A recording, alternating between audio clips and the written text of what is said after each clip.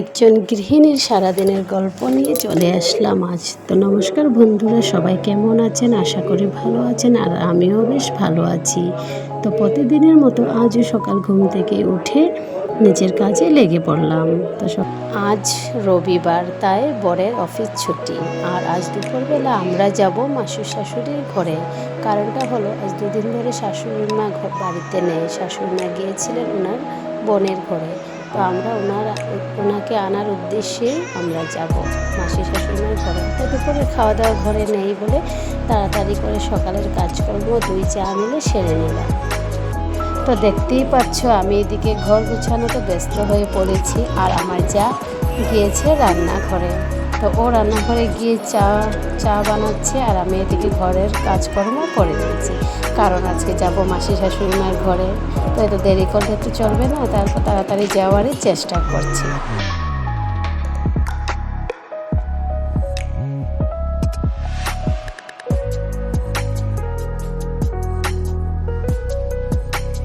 তো চার সাথে সাথে বাচ্চাদের খাবারও রেডি হয়ে গেছে। দুধ বিস্কিট, ওদের 2 ভাইকে সকালে দুধ বিস্কিট দেওয়া হয়, আর এর সাথে আমরা চা খেতেও বসে পড়ছি। দেওয়ার ভাই আমাদের তো চা খাওয়া হয়ে গেছে। এদিকে এখন দেখেন আমার বড়মশাই ওঠেন ঘুম থেকে। উনি উঠে ওয়াশরুম চলে গেলেন, আর আমি এদিকে ভাবলাম এখন আমার বিছানাটাও আমি গুছিয়ে নিলাম। আমাদের যে শাশুড়ি মা, উনি ভীষণ পরিপাটি থাকতে পছন্দ করেন। উনি সবসময় পরিপাটিভাবে চলা পছন্দ করে, এলোমেলো জিনিসটা একদমই পছন্দ করেন না। এই যে দেখো, কথা বলতে বলতে আমার রুম গোছানো হয়ে গেছে। এখন বাচ্চাদেরকে খাওয়াবো। তো আমার যা ওর বাচ্চাকে খাওয়াচ্ছে, আর এখন আমি আমার বাচ্চাকে খাওয়াবো। খাওয়া নিয়ে ভীষণ দুষ্টামি করে খেতেই চায় না। অনেক সময় লেগে যায় ওকে পটিয়ে খাওয়াতে। এইভাবে আমরা দৌড়াদৌড়ি করে ওদেরকে খাওয়াতে হয়। 2 ভাই সেম, খাওয়া নিয়ে খুব ওদের মর্জি, খেতেই চায় না। ওদের খাওয়া হয়ে গেছে, এখন আমি চলে গেলাম রুমে গিয়ে কিছু কাপড় ছিল সেটা মেশিনে দিয়ে দিলাম। কাপড় মেশিনে দিয়ে আমি চলে গেলাম রান্নাঘরে। গিয়ে দেখি আমার যাওয়ার দাদার জন্য লাল চা বানিয়ে নিয়েছে। তো বর্মশাইকে চাটা দিয়ে আবার চলে গেলাম। এখন আমি ওদের 2 ভাইকে স্নান করাবো, আর এদিকে আমার যা ঘর মুছছে। স্নান করতে 2 ভাই খুব ভালোবাসে। বাথরুমে জলের দিকে আর উঠতেই চায় না। এদিকে ছোটোটা স্নান হয়ে গেছে, ওকে রেডি করে আমি খাওয়াতে নিয়ে যাব। আর বড়টাকে স্নান করে দিয়েছি, আমার যা ওকে রেডি করছে। তো চলে গেলাম রান্নাঘরে। ওদের খিচুড়ি হয়ে গেছে। এখন আমি খিচুড়িটা বেড়ে নিয়েছি, নিয়ে ওকে এখন খাইয়ে দেবো। ওকে খাইয়ে একবারে আমি ওকে ঘুম পাড়িয়ে দেবো। কারণ কি, জায়গা থাকলে আমি আর কাজ করতে পারছি না। এদিকে 10টাও বেজে গেছে। তাড়াতাড়ি ঘুম পাড়িয়ে তারপরে আমি স্নান করতে যাবো। এদিকে পূজাও বাকি আছে।